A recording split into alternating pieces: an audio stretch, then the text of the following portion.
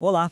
Hoje a gente vai mergulhar de cabeça na arte medieval para desvendar seus segredos e, de quebra, derrubar um mito que já dura séculos. Preparem-se, porque o que vamos ver hoje pode mudar bastante a forma como a gente enxerga a história da arte.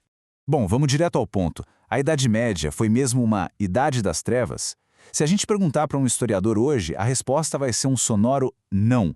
E é exatamente o porquê disso que a gente vai explorar agora.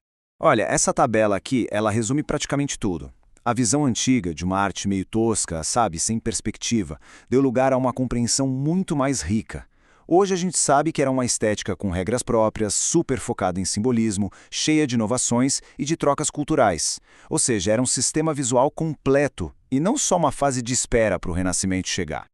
Então, esse aqui é o nosso roteiro. A gente vai começar desconstruindo o mito da Idade das Trevas, depois vamos aprender a ler a arte medieval. Na sequência, a gente explora as conexões globais dela, entende a ciência que estava por trás de tudo, conhece alguns dos mestres da época e, por fim, a gente vai ver como essa era chegou a um final glorioso.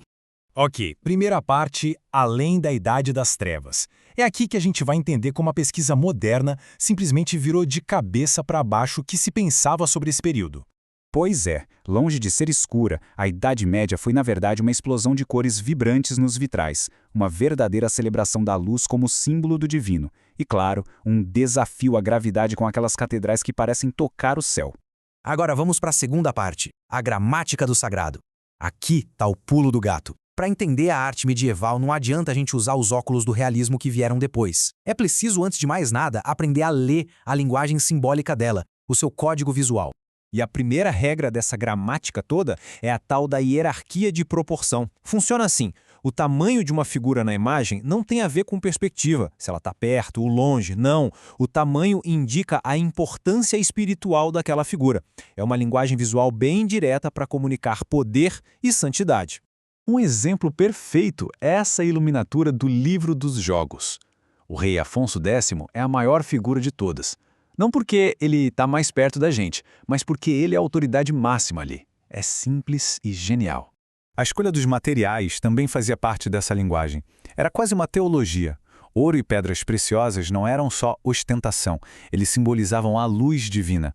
Os vitrais, eles transformavam o interior das igrejas numa espécie de paraíso na terra. E até usar pigmentos caríssimos como o lápis lazuli era em si um ato de devoção. Vamos para a terceira parte, uma conversa global. Agora a gente vai abrir o mapa, porque a Europa medieval não era uma ilha isolada, muito pelo contrário. O mar Mediterrâneo, por exemplo, não era uma barreira, era uma verdadeira rodovia de ideias, técnicas e materiais. Os historiadores hoje em dia até usam esse conceito de Mediterrâneo global para falar desse diálogo artístico que não parava. Havia uma troca super intensa entre as culturas europeia, bizantina e islâmica. E o resultado? Uma arte híbrida fascinante. Olha que incrível isso aqui. É o rei cristão, Afonso X, retratado num estilo que a gente pode chamar de orientalizado.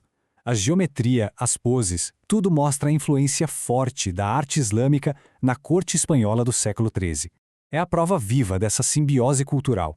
E essas influências vinham de todos os lados. A geometria islâmica, por exemplo, criou o estilo mudéjar, aquela fusão única de arte cristã e islâmica na Península Ibérica. Sedas bizantinas e persas, às vezes até com inscrições em árabe, eram usadas para embrulhar relíquias de santos cristãos. E o ouro vindo da África, que financiava boa parte dessa arte, acabou se refletindo em representações de figuras como o rei mago Baltazar, que passa a ser visto como um homem negro.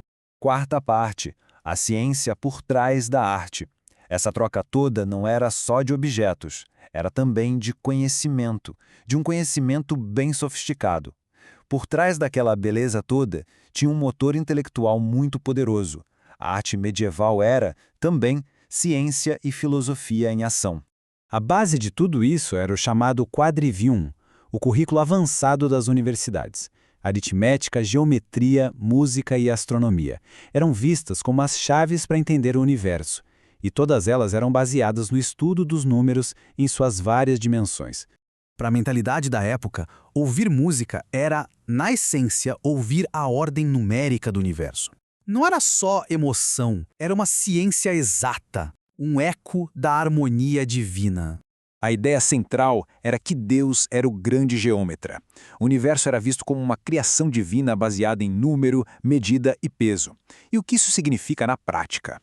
Que construir uma catedral gótica era uma tentativa de recriar essa ordem divina aqui na Terra, usando as mesmas proporções matemáticas sagradas do quadrívio. As mesmas harmonias da música eram traduzidas para a arquitetura. Bom, agora que a gente já entendeu a gramática da coisa, vamos para a quinta parte. As vozes de uma era. Vamos conhecer algumas das mentes brilhantes, os mestres e inovadores que usaram essa linguagem para criar obras simplesmente geniais. Dá uma olhada nesses nomes. Hildegard von Bingen, uma visionária que compunha música e desenhava o cosmos. O Abade Suger, que praticamente inventou o gótico porque acreditava que a luz era Deus. Giotto, que quebrou as regras e começou a pintar emoção humana de verdade. E Guido d'Arezzo, que criou a partitura musical, revolucionando a forma de guardar e transmitir o som. Gênios. E chegamos à nossa última parte, o outono da Idade Média.